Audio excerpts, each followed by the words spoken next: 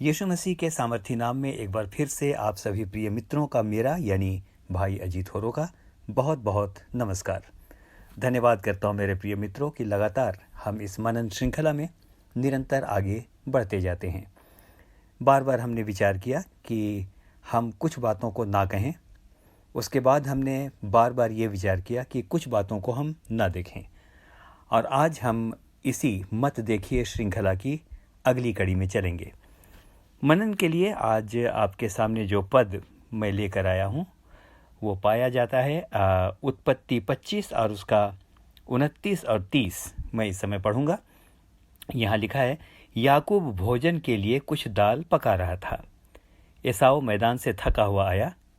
तब एसाव ने याकूब से कहा, वह जो लाल लाल वस्तु है उसी लाल वस्तु में से मुझे कुछ खिला, क्योंकि मैं थका हूँ। इसी कारण उस जगह का नाम एदोम पड़ा। याकूब ने कहा, अपने पहिलौठे का अधिकार आज मेरे हाथ बेच दे। मेरे प्रियो, आज इस वचन पर थोड़ी देर के लिए मनन करने से पहले आपको कहना चाहता हूँ, बहुत महत्वपूर्ण है कि हम क्या देखते हैं। It is very important how do we look at and how do we perceive. यहाँ पर एक बात दिखाई पड़ती है कि जब एसाव थका हुआ आया, शिकार करके आया था, भूख बहुत लगी थी, उसकी भौतिक आँखों ने उस समय देखा कि दाल पक रही है, लाल लाल रंग की दाल। और तुरंत मेरे प्रियो, जब उसकी भौतिक आँखों ने इसको देखा, इसको कहना ना होगा कि उसकी भूख जग गई और वो किसी भी कीमत पर चाहता था कि उसे वो खाने के लिए मिल जाए। लेकिन यह देखना उसके लिए जीवन भर का रोना बन गया, क्योंकि याकूब ने उससे कहा, तू अपने पहिलौठे का अधिकार मुझे बेच दे। अब मेरे प्रियो, जानते हैं एक बड़ा अजीब सा पद मैं आपके लिए इस समय पढ़ना चाहता हूँ कि वचन एसाव के लिए क्या कहता है। एसाव के लिए वचन कहता है कि इब्रानियों 12 उसके 4 को यदि आप देखें तो वहाँ पर लिखा है, ऐसा ना हो कि कोई एसाव की नाई अधर्मी हो, जिसने एक बार के भोजन के बदले अपने पहिलौठे होने का पद बेच डाला। आगे सुनिएगा मेरे प्रियो, इसी का 17वां पद लिखा है, तुम जानते तो हो कि बाद को जब उसने आशीष पानी चाही तो अयोग्य गिना गया, और आंसू बहा बहा कर खोजने पर भी मन फिराव का अवसर उसे न मिला। मेरे प्रियो, आज तक हमने सुना था कि जो पाप पवित्र आत्मा के विरोध में किए जाते हैं, मात्र उसकी क्षमा नहीं होती, बाकी सारे पाप क्षम्य हैं या क्षमा के योग्य हैं। लेकिन जब इस वर्ष को पढ़ते हैं तो यहाँ पर देखते हैं मेरे प्रियो कि उसने लिटरली या शाब्दिक ढंग से उसने कोई पवित्र आत्मा के बारे कोई बात नहीं की, उसकी कोई निंदा नहीं की। तब ये कॉन्सेप्ट भी उतना गहरा नहीं था, व्हाट इज़ होली स्पिरिट। लेकिन यहाँ पर देखते हैं कि मात्र अपने पहिलौठे होने के अधिकार को तुच्छ जानने के कारण, उसको बेचने के कारण ये ऐसा अक्षम्य अपराध बन गया कि वचन कहता है कि आंसू बहा बहा कर आशीष पाना वो चाहता था, पश्चाताप करना भी चाहता था, लेकिन उसको मन फिराव का अवसर भी न मिला। ये है अनुचित ढंग से देखने का परिणाम। मेरे मित्रों, उसने देखा था लाल लाल रंग की कोई वस्तु वहाँ पर पकाई जा रही है। काश कि उस समय वो अपने आप को रोक लेता और ये कहता, चाहे कुछ भी हो, भोजन तो मिल ही जाएगा, लेकिन मैं अपने पहिलौठे के अधिकार को बेचना नहीं चाहूँगा। मेरे प्रियो, इस समय ध्यान के साथ सुने, आपको अच्छा लगेगा। शैतान उसी समय आक्रमण करता है जब वो जानता है कि हमारी शारीरिक कमज़ोरी क्या है। यीशु मसीह के बारे में लिखा है कि जब उसको भूख लगी 40 दिनों के बाद, जब वो निराहार था और जब भूख लगी तो लिखा है, जैसे भूख लगी शैतान उसके पास पहुंच गया और उसने उससे ये प्रलोभन दिया कि अगर तू चाहे तो पत्थरों को भी तू रोटी बना सकता है, आज्ञा दे और ये रोटियां बन जाएंगी।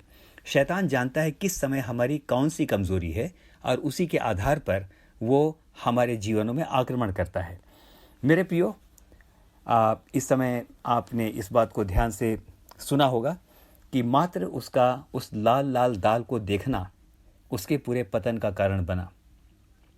शायद इस्राएल की आशीष उसको मिलती, लेकिन क्योंकि पहिलौठे का अधिकार उसने बेच दिया, इसीलिए इस्राएल जो एक बहुत बड़ा राष्ट्र है, एक नेशन है, ध्यान के साथ सुनिएगा, ये आशीष याकूब को मिली, जिसका नाम आगे चल के इसराइल पड़ा। मात्र लाल लाल दाल को देखना। मेरे मित्र, हम क्या देखते हैं? हम बातों को किस प्रकार से देखते हैं। बहुत चीज़ें हमें बहुत अट्रैक्ट कर सकती हैं और उतावलेपन में हम कह सकते हैं कि मैं सब कुछ इस समय छोड़ने के तैयार हूँ, सब कुछ बेचने के तैयार हूँ। I want to do anything but I want to have it at any cost. ये इतनी सुंदर चीज़ है कि मैं इसको प्राप्त करना ही चाहूँगा। ये इतना आकर्षक है कि हर हाल में मैं इसको प्राप्त करना चाहूँगा। मेरे मित्रों, आज के दिन कहना चाहता हूँ, संयम रखिए, क्योंकि संयम भी आत्मा के एक फल में से एक है। अंत में इस समय चलूँगा। बहुत इम्पॉर्टेंट है कि हम क्या देखते हैं और किस प्रकार से देखते हैं। इस समय एक छोटी कहानी से मैं समाप्त करूँगा। कोरिया के एक पास्टर को मैं पढ़ रहा था और उसने लिखा कि मैं रात को प्रार्थना में था, 12 बजे तक करीब मैंने प्रार्थना की और मैं सोने चला गया, लेकिन रात को 2 बजे एक फ़ोन आया और मैं घबरा कर उठ बैठा कि रात को इस प्रकार से फ़ोन का आना, कोई अनिष्ट तो नहीं हो गया। अनिष्ट सच में हो गया था, क्योंकि उस फ़ोन पर सूचना दी गई कि उसी की कलीसिया का कोई जवान लड़का एक भयंकर दुर्घटना का शिकार हुआ है, आप अस्पताल आइए। वो पास्टर लिखते हैं कि मैं अस्पताल पहुंचा और पास्टर होने के नाते मुझे आईसीयू में जाने की अनुमति मिली कि मैं प्रार्थना करूं। और जब मैं वहां पर गया, वहां के दृश्य को देख के मैं बिल्कुल विचलित हो गया। जो कुछ मैंने देखा, इन दिनों हम बात कर रहे हैं, मत देखिए, ध्यान के साथ सुनेंगे। जो कुछ मैंने देखा, मेरा मन विचलित हो गया। बिल्कुल कुचली हुई हालत में वो नौजवान बिस्तर पर पड़ा हुआ आखिरी सांसें गिन रहा था।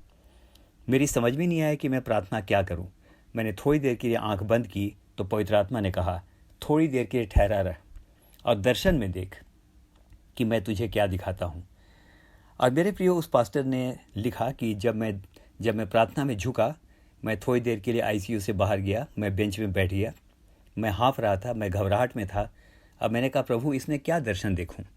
आत्मा ने फिर से उत्साहित किया, दर्शन देख, मैं तुझे दिखाऊंगा। और तब उस पास्टर ने कहा, मैंने दर्शन देखा कि एक खूबसूरत नौजवान, वही नौजवान बिल्कुल खूबसूरत, वो अपने बिस्तर से उठा और वो अस्पताल से बाहर निकला। उस पास्टर ने कहा कि जहाँ पर बातें बड़ी नेगेटिव थीं, घायल अवस्था में पड़ा हुआ, कुचली अवस्था में पड़ा हुआ वो नौजवान, उसको देखने के बाद कौन अच्छा सोच सकता है? कोई अच्छा नहीं सोच सकता। लेकिन मुझे पवित्र आत्मा ने सिखाया कि जब मैं नेगेटिव वस्तुओं को देखूं, जब मैं विपरीत वस्तुओं को देखूं, तो देख करके मैं तुरंत प्रभावित ना हो जाऊं, लेकिन मैं प्रार्थना में ठहरूं और मैं अपने प्रभु से ये कहूं कि प्रभु, मुझे तो आँखों से ये दिखता है, लेकिन तू दिखा कि तू मुझे क्या दिखाना चाहता है। और मेरे प्रियो, उस पास्टर ने आगे लिखा कि वो समय दूर नहीं था, 15 दिन के बाद वो नौजवान बिल्कुल ठीक हो गया और बिल्कुल ठीक हो करके वो खूबसूरत जवान हमारी कलीसिया में आया। हमारी कलीसिया में उसकी शादी हुई, एक बहुत खूबसूरत पत्नी उसको मिली और बहुत सुंदर सुंदर 2 बच्चे उस परिवार में हैं। मैं प्रभु का धन्यवाद करता हूँ। तो मेरे प्रियो, बहुत बार जो चीज़ें दिखती हैं वो चीज़ें वैसी नहीं होती। वैसा ना देखें जो हम देखते हैं, वैसा देखें जो प्रभु हमें दिखाना चाहता है। प्रभु नहीं चाहता था कि एसाव लाल लाल दाल को देखकर अपने उत्तराधिकार को मना कर दे। और आपने सुना कि उसको माफ़ी तक नहीं मिली। हमें भी उत्तराधिकार मिला है ना, हमें भी मिला है। और उत्तराधिकार क्या है कि हम उसके बेटे और बेटियां कहलाएं। हमें उत्तराधिकार में मिला है कि हम उसके पवित्र आत्मा की भरपूरी को पाएं। ये बातें उत्तराधिकार में हमें पिता ने दी हैं। मेरे प्रियो, आज के दिन कहना चाहता हूँ, सो मेनी थिंग्स में ग्लिटर लाइक गोल्ड। लेकिन ये बोल करके आज के इस मनन को मैं समाप्त करूँगा कि बहुत चीज़ें दिखाई तो पड़ती हैं बहुत खूबसूरत, लेकिन उसके कारण अपने उत्तराधिकार को मना ना करें, अपने उत्तराधिकार का समर्पण ना कर दें, अपने उत्तराधिकार को बेच ना दें मात्र आँखों की अभिलाषा के कारण। ध्यान से सुना ना कि एसाव को पश्चाताप तक का मौका नहीं मिला। ऐसा हमारे साथ ना हो। हम में से हर एक को प्रभु आशीष दे। मैं धन्यवाद करता हूँ, आपने लगातार इस मनन को सुना है, इस मनन के द्वारा आपको आशीष मिली है। आइए एक छोटी प्रार्थना में चलेंगे।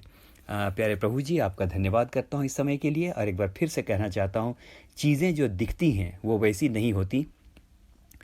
चीज़ें कई बार ऐसी भी होती हैं जो शैतान हमें दिखाना चाहता है, लेकिन हम किसी भी चीज़ को, किसी भी वस्तु को, किसी भी मनुष्य को उस प्रकार से देखें जिस प्रकार से खुदावंद तू चाहता है कि हम देखें, दर्शन में देखें।